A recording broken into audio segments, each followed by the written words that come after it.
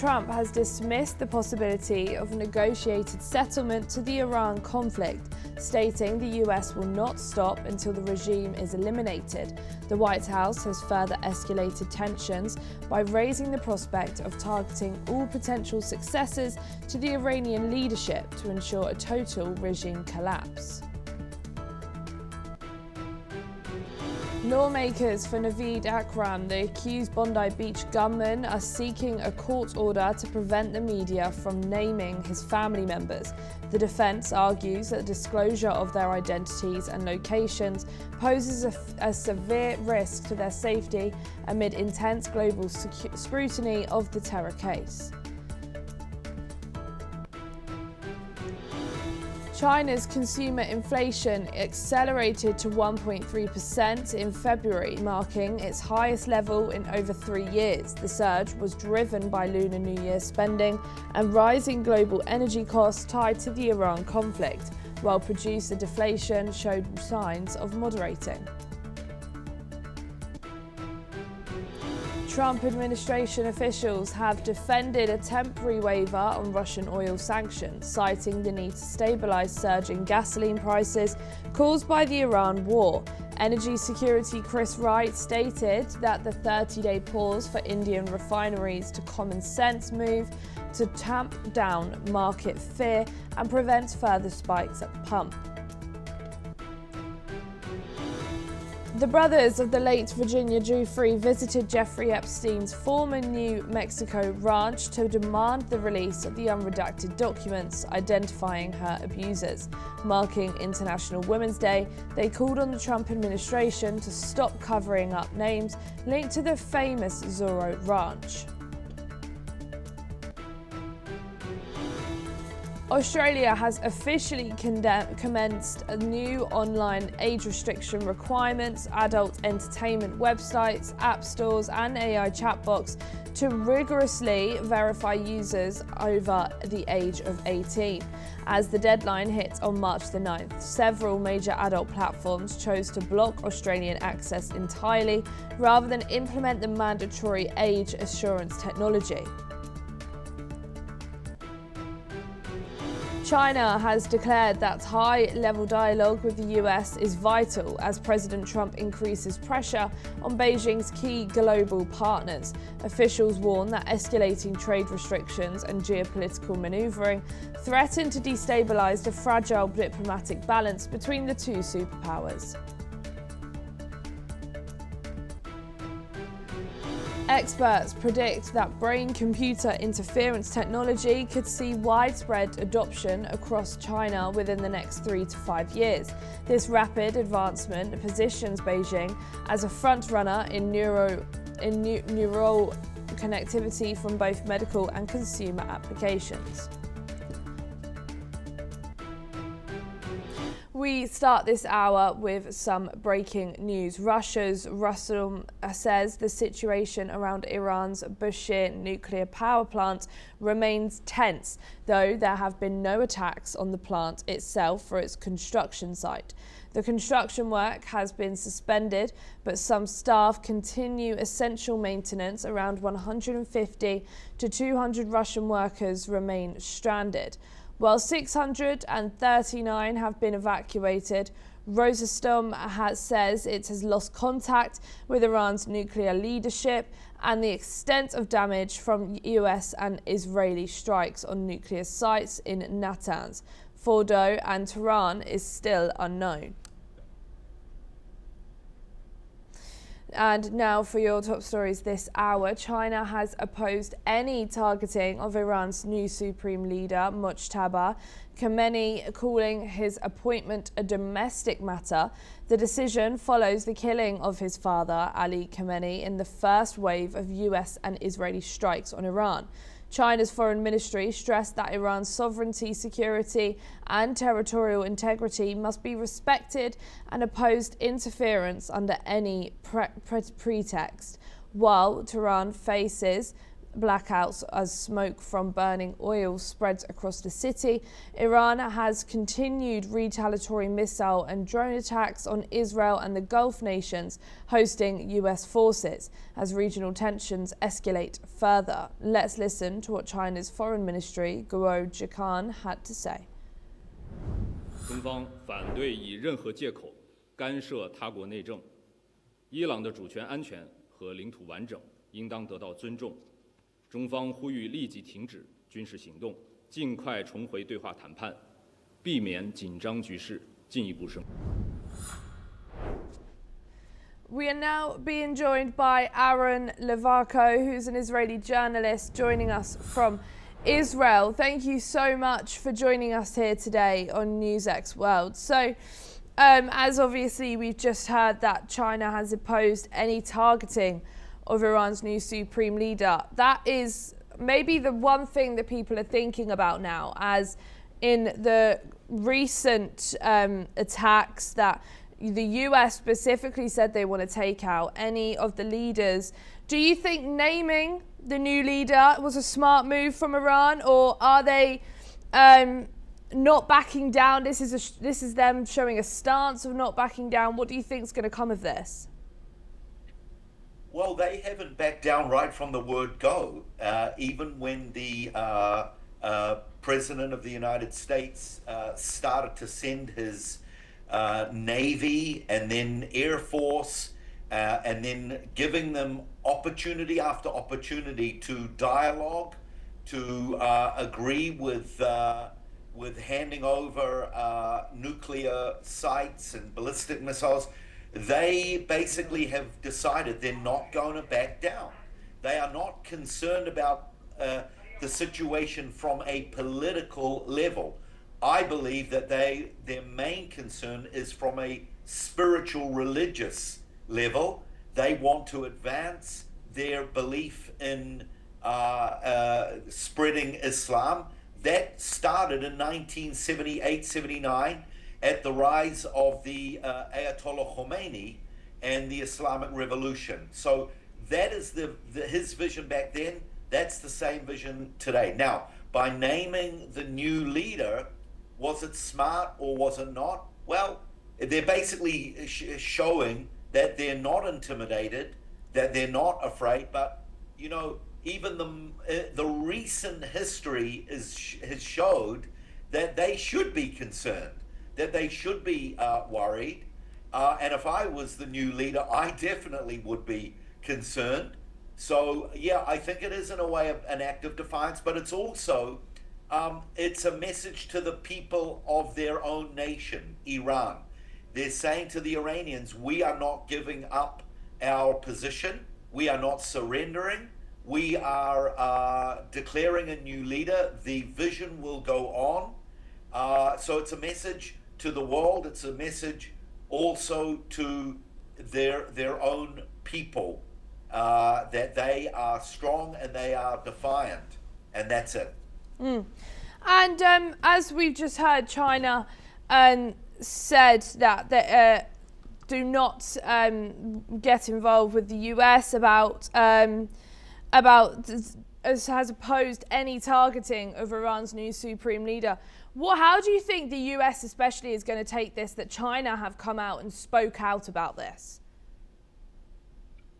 Yeah, the involvement with Russia, with China, and any other nation is definitely a hindrance. I personally don't think China are really in the position of strength to make those statements. They're not threatening anyone. China are basically saying, don't get involved.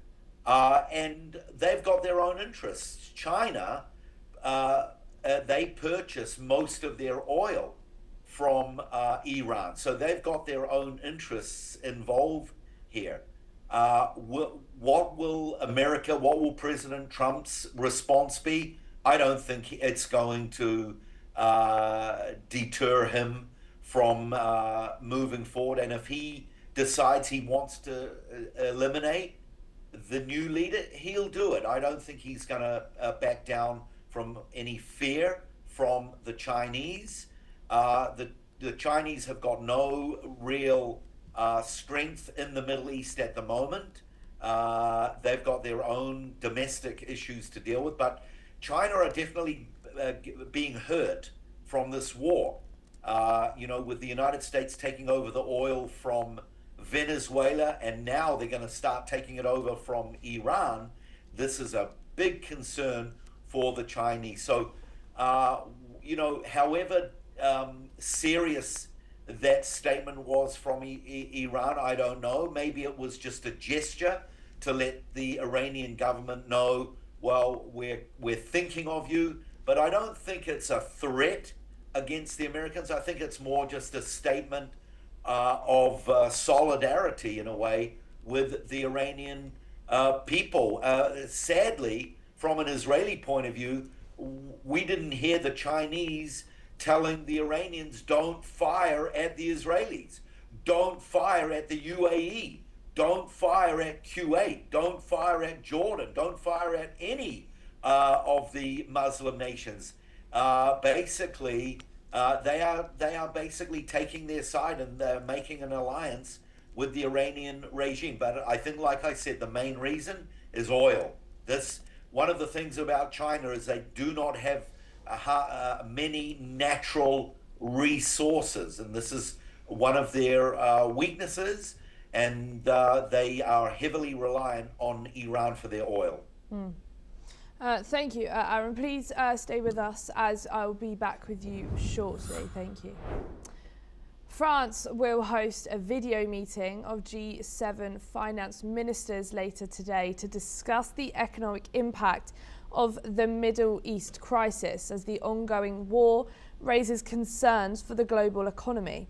French Finance Minister Roland Lescure has confirmed that he had earlier agreed with US Treasury Secretary Scott Bessent and other G7 counterparts to hold the meeting. The session will include finance ministers and central bank governors from all G7 member countries, with France currently holding the group's rotating presidency.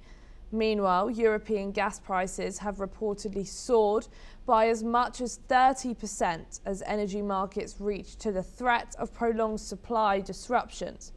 The Dutch TTF natural gas contract, Europe's benchmark, has jumped to 69.50 euros before slightly paring gains, remaining below the levels seen during the 2022 Ukraine war outbreak. Moreover, European stock markets has also opened lower amid growing concerns over the impact of Iran war on global markets. We are now being joined by Ajay Dua, who's a former Secretary of Commerce and senior economist, joining us from Delhi. Thank you so much for joining us here today on NewsX World. So France is hosting this G7 finance ministers today to talk about the fuel crisis, the oil crisis. What do you think is going to be the outcome of this meeting, seeing as the Strait of Hormuz is not really open, and so this is now the biggest disruption because of all of this? Thank you for having me in this discussion. I think the meeting is very timely. The biggest guzzlers of oil in the world happen to be the G7 countries, and of course China is the other one. But the fact is, we have seen in the last few days, ever since the war started, and particularly ever since the passage, the Strait of Hormuz was brought under fire. Technically it is not closed, as you know, but it's not functional.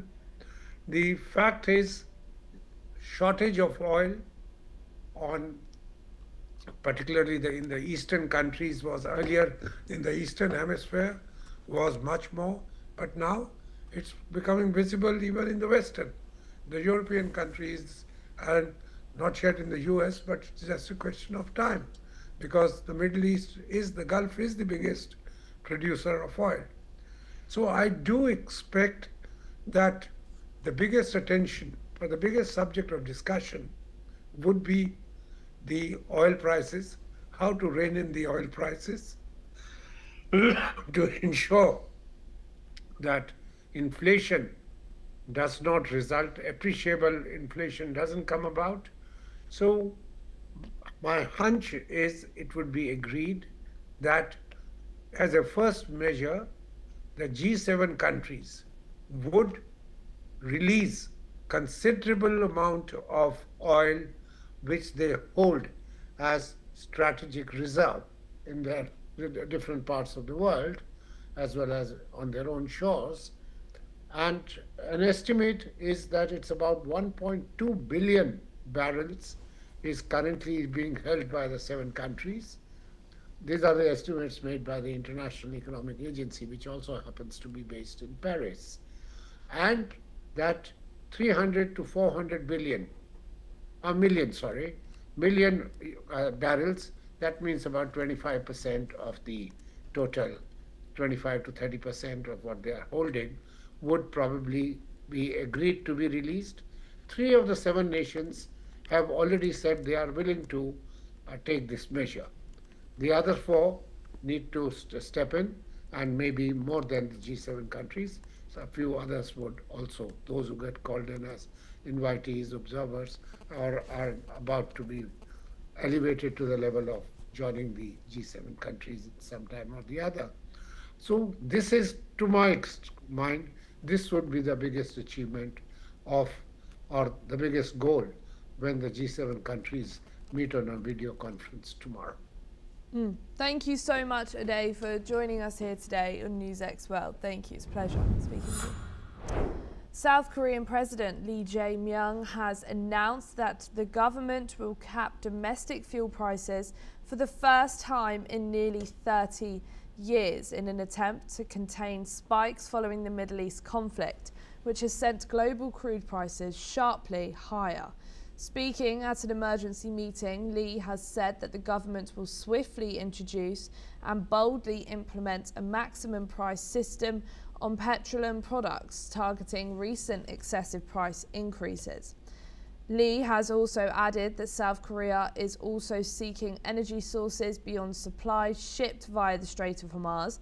Additionally, Lee has called for an expansion of a 100 trillion won market stabilization program if necessary, while also urging its government and central bank to prepare additional measures to address volatility in financial and foreign exchange markets. Let's now listen in to some of his statements. 향후의 전개 양상을 예단하기 어려운 만큼 정부는 최악의 상황까지 염두에 두고 비상한 각오로 선제적 대응책을 마련해야 되겠습니다. 최근에 과도하게 인상된 석유 제품에 대해서는 최고 가격 제도를 신속하게 도입하고 과감하게 시행해야겠습니다. 필요한 경우에는 100조 원 규모로 마련되어 있는 시장 안정 프로그램을 적극적으로 확대하고 정부와 중앙은행 차원의 추가 조치도 선제적으로 준비해야 되겠습니다. Trading.com CEO Peter Maguire has warned that oil prices could reach as high as $150 per barrel if the current volatility continues. Maguire has noted that the speed and dramatic swings in prices, which saw oil move from $75 to $50 last Thursday, then jumped to $90 and in the most latest set of events spiked to $116 in Asian trading, before falling back to around $106. Maguire has said that the high velocity of price movements could impact consumers and push inflation higher if it persists for weeks or longer. Maguire has further warned that if more Gulf countries declare force majeure and shut down oil and gas production, prices could spike further, making $140 to $150 per barrel achievable. He has also added that potential action by G7 finance ministers to release oil from reserves through the International Energy Agency could help calm markets and reduce volatility. Israel has reiterated its order for forced displacement in southern Beirut, naming new targets amid ongoing strikes. The latest attack last night triggered a large blaze at one of the struck sites, with smoke seen rising over the city. Authorities have warned civilians to evacuate immediately from the affected areas to avoid casualties. The strikes come as part of Israel's intensified operations in the region, raising concerns over escalating tensions in the Gulf neighborhood. Residents report chaos and disruption, with emergency services struggling to contain fires and provide assistance to those forced to flee. We are now being rejoined again by Aaron. Thank you, Aaron, for joining us back here for this. As we've just heard, Israel has reiterated its order for forced displacement, naming targets as ongoing strikes are continuing. The latest attack last night triggered a large blaze at one of the sites. This conflict, as said earlier, is going now into its second week. How do you think it's going to look now? Do you think anytime soon? We know Trump has said that he's got 4 to 5 to 6 weeks. And with Israel as well, how do you think it's going to look? And especially Israel and Hezbollah conflict as well going on. What do you think is going to happen now? Well, now that the war has broken out in the north as well as with Iran, that definitely complicates things. The big difference is that we were ready. We were expecting this to happen. So yeah, like you said, President Trump is saying with Iran, that could go on for a few more weeks, could even go on longer. But with the northern situation, that's a bit more problematic. We have rallied up about 100,000 reservists to our northern border. We have now put boots on the ground, and as you reported, our military has warned people to move out. We have, sadly, the Lebanese government, along with the Lebanese army, have not been able to deal with Hezbollah. This is the problem. About a year and a half ago, there was an official United Nations waged ceasefire. Well, Hezbollah decided to break that ceasefire by getting involved in this war. And so we've said to the Lebanese government, if you can't deal with it, we understand, but we will have to deal with it because they're our residents here in Israel that Hezbollah are firing on. So sadly, the Lebanese people living in South Lebanon, they are in the middle. They are right caught in the middle, and we don't have any choice. The two choices are either to fire and kill these people or to replace them, or rather not replace them, change their place. And so we've told them, you need to get out because we're firing on these targets. We are eliminating leaders. We are eliminating units, weapons depots, underground bunkers. We know that they have. Now, how long this is going to last, this is a big question. This could take longer than we realize.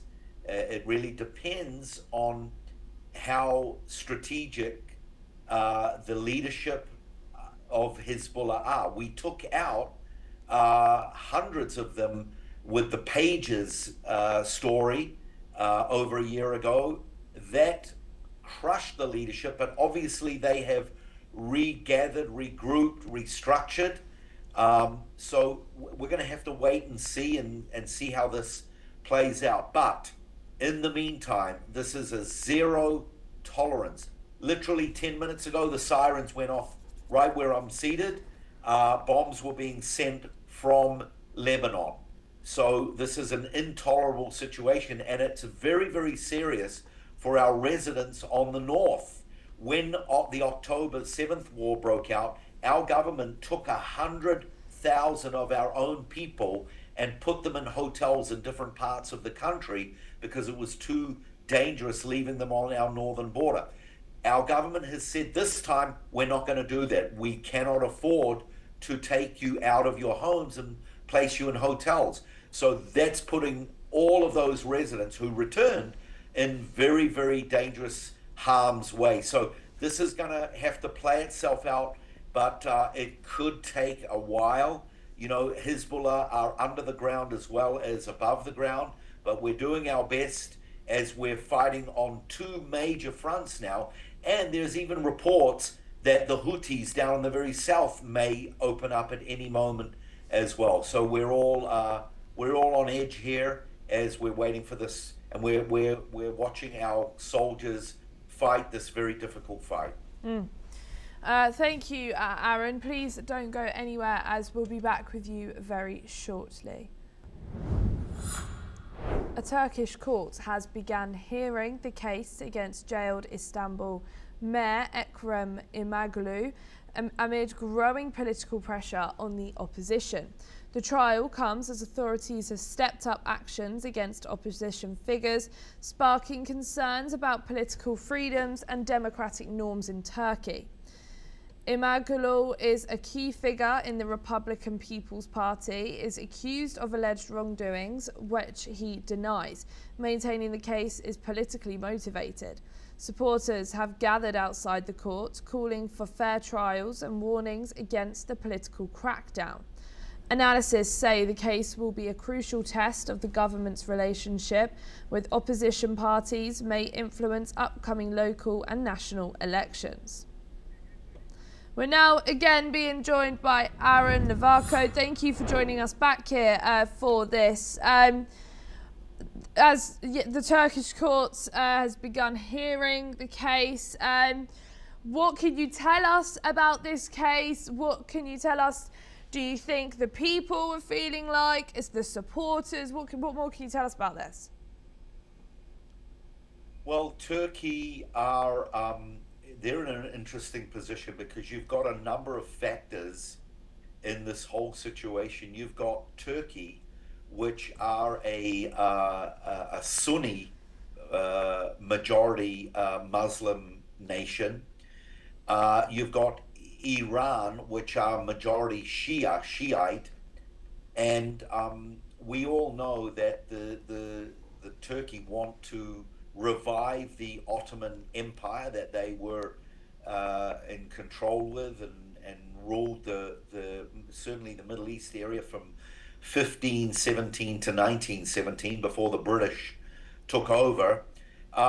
So yes, they're kind of, you know, they really, I think, like most of the Muslim nations, they were surprised at what's going on, how the Iranians struck many of the other Muslim nations.